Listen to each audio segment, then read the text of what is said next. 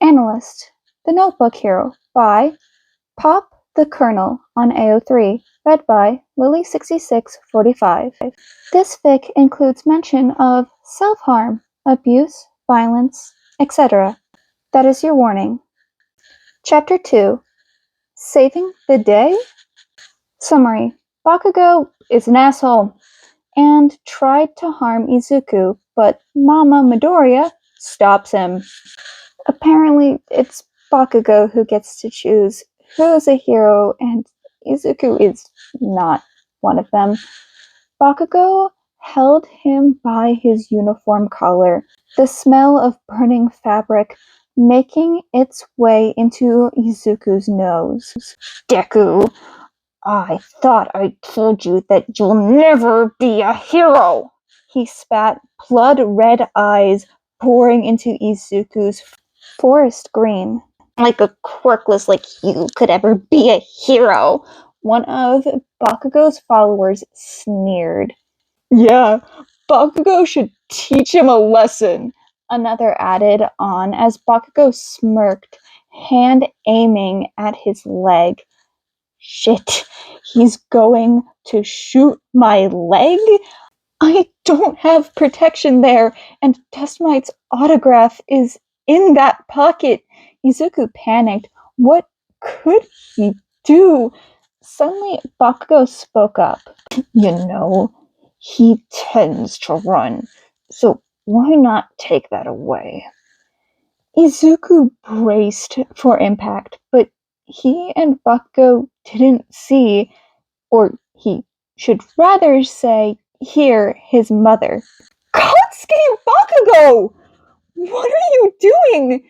She shrieked, dropping the groceries she just bought. Immediately, Bakugo looked like a deer in headlights, as a woman about a full head shorter walked to Izuku and helped him up. It was almost comical how terrified Bakugo looked in that moment.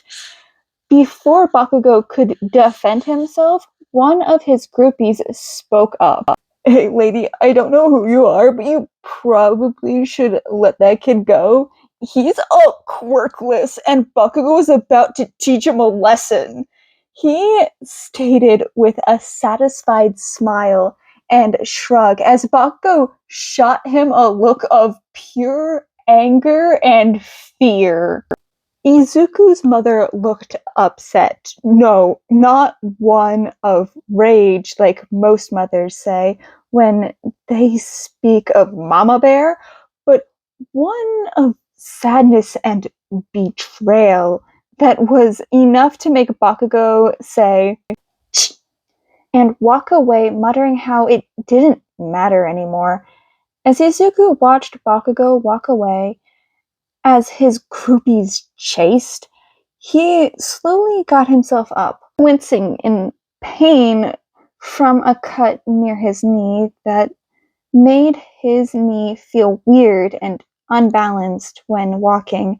He thought he'd gotten used to it, but Bakugo's attack had only worsened it now. It felt like it was loose somehow.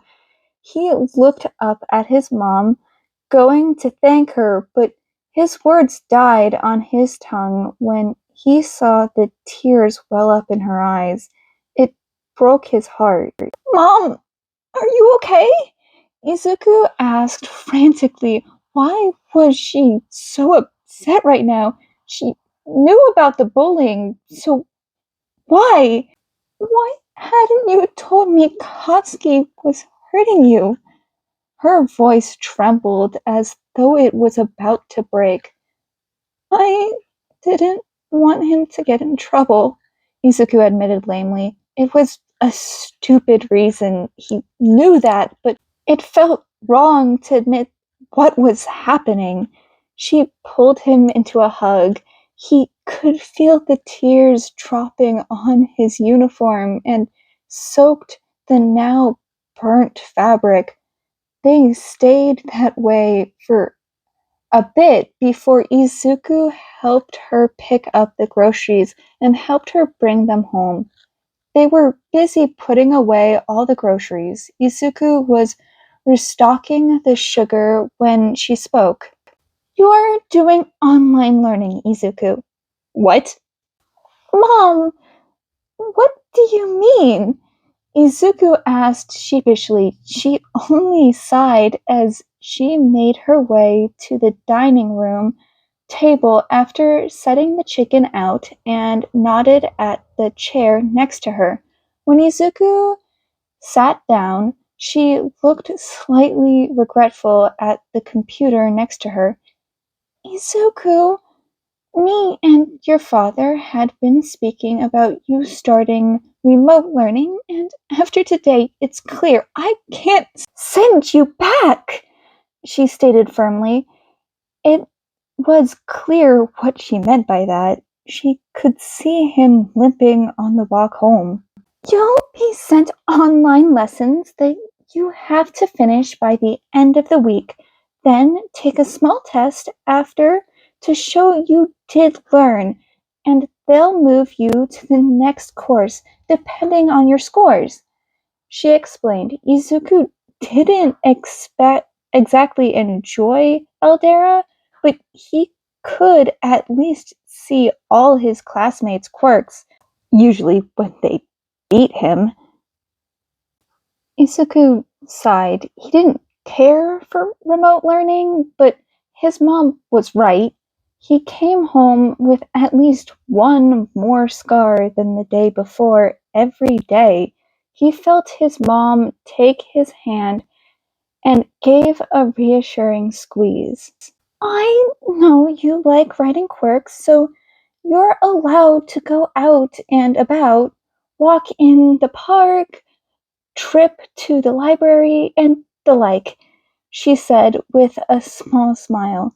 She wasn't about to send him to danger, but she wasn't going to take away his hobby, so that was good. His mom got up and went to start on dinner. As Izuku got up to change out of his uniform, he'd wash it and put it in his closet later, never to be used again. He stretched a bit after changing and went to sit by the TV and turned it on. It was horrifying.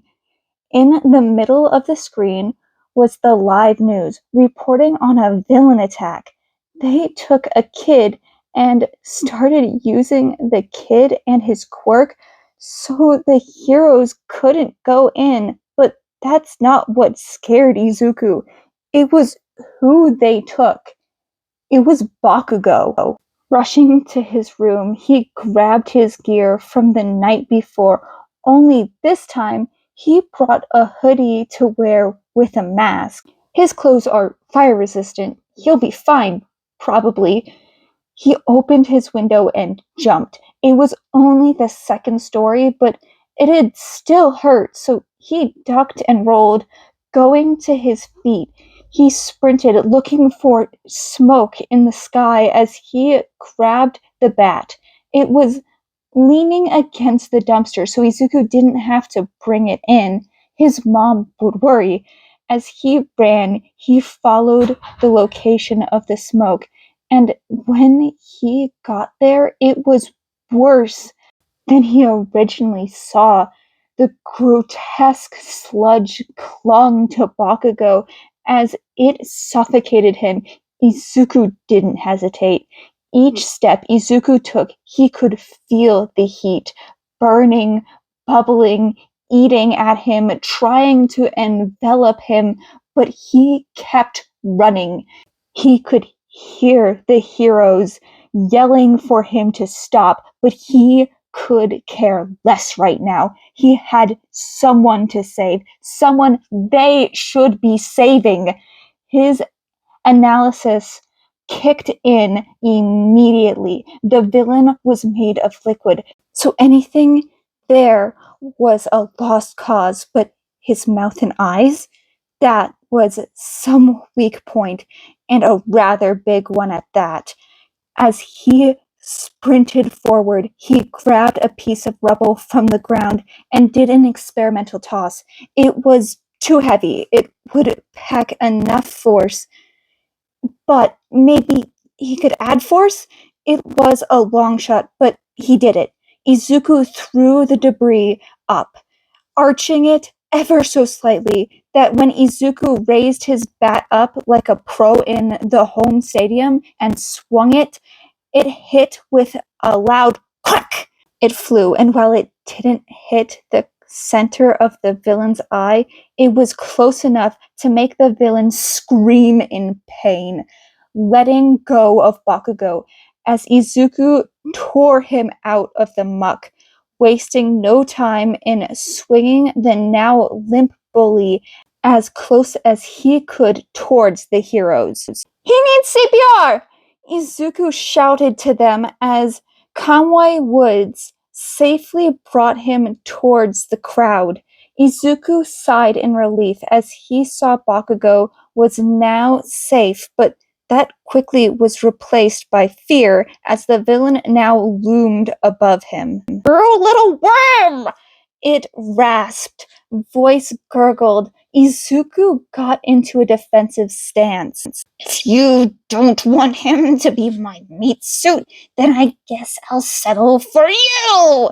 It quickly lunged forward, but Izuku was faster, narrowly dodging. But as Izuku went to slash at the horrible muck, it caught hold and stole it from his grasp. "Out of tricks, little hero!" It whispered, voice filled with triumph that sent shivers down Izuku's spine. He looked around. There was nothing that could cause enough damage. He couldn't run either. The heroes on scene weren't properly equipped for such a foe. He was about to run, do anything to escape. There wasn't any heroes who were out today that could properly deal with this, but if he led it closer to the fire, no, that wouldn't work. His clothes were fireproof, but that didn't mean he was. The fire could just as easily burn him. No, no, no. Any plan Izuku made immediately had a fault. There wasn't anything he could do until he heard it. "Analysis, take this!" When Izuku held up his hand, he felt a slightly familiar feeling. The wood was in a rough shape. A club. No, a bat! Izuku tightened his grip as he readied for a swing. "Not quite," he replied, the villain remembering the hit from earlier shielded his eyes, but that's not where he was aiming. Izuku smirked behind the mask as the villain yowled in pain, something deep and guttural, like an animal as a tooth broke in half. Blood painted the street more red, and as it burned, the smell of burnt blood, sticky and sick, made its way to Izuku's nose. The blood splattered against Izuku, the bat, and his clothes. He probably looked like a psycho right now.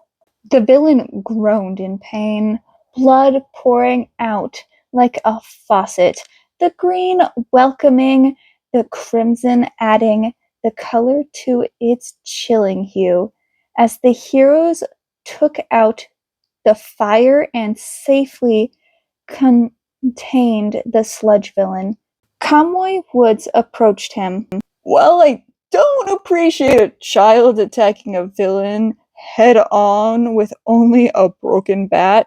Without you, that boy might have been dead," Conway said, gesturing to Bakugo, now being loaded into a stretcher unconscious. "For that, I thank you, Analyst."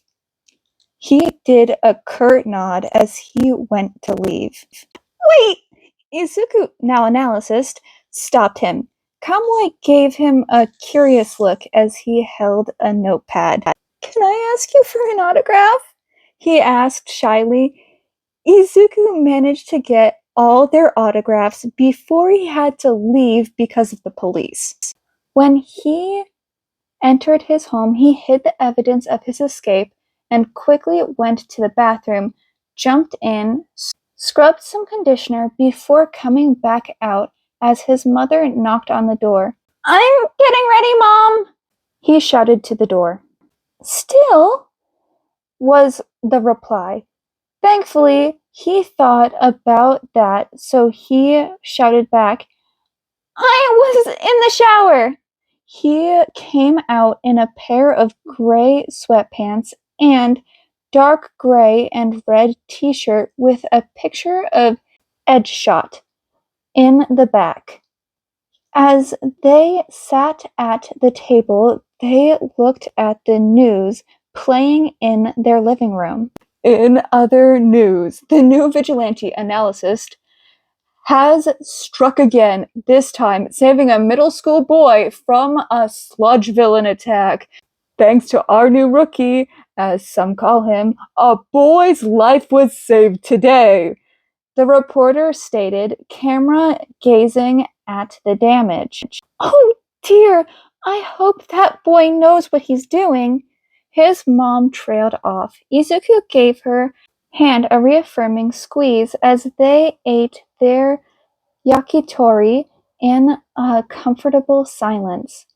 That lasted only about halfway through dinner as his mom cleared her throat and spoke.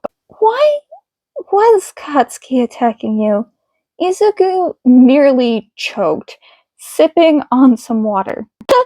"What are you talking about?" he wheezed. "Izuku, he held you by your collar. He was going to explode your leg!" She nearly shouted, tears threatening to spill. Izuku sighed. He knew he couldn't hide this forever. "It was because of what happened in class," he said softly, disappointed. "What happened in class?" She looked expectantly at him. Izuku pulled out his hero notebook, volume 13, and handed it over to her, pages burnt and soggy. That was the end of Chapter 2 of Analyst, The Notebook Hero by Pop the Colonel on AO3. If you like this, please go support the original author, link in the description below. Hope you have a good night, day, or whatever time zone you're in. Bye kittens and bye heroes.